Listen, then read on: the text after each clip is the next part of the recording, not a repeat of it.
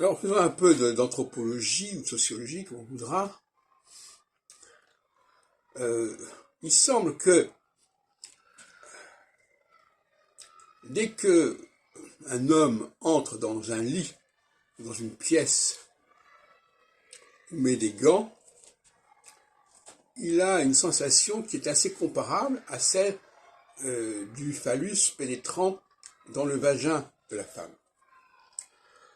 Donc, on veut dire qu'il y a une sexualisation des gestes quotidiens qui n'a pas la même portée chez les hommes et chez les femmes. Alors, on pourrait dire aussi que, par exemple, quand une femme fume, d'une certaine manière, c'est un acte qui a plus de signification pour la femme que pour l'homme, puisque elle suce en quelque sorte la cigarette, ou le vapeau, je ne sais pas comment ça s'appelle.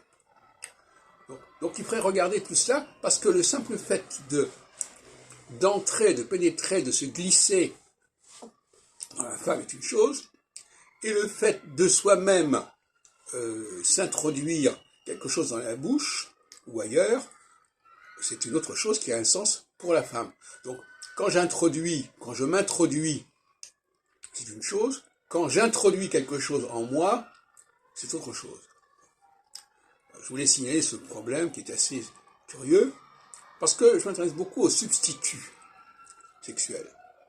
Par exemple, dans une autre émission, j'ai dit que le fait d'aller au cinéma n'avait pas la même signification pour un homme et pour une femme. Les hommes trouvent une certaine satisfaction à voir des femmes de très près, puisque le cinéma montre les femmes de très près, et ça peut être une satisfaction sexuelle, visuelle, etc. Et un substitut même à la rencontre physique réelle, si on peut dire.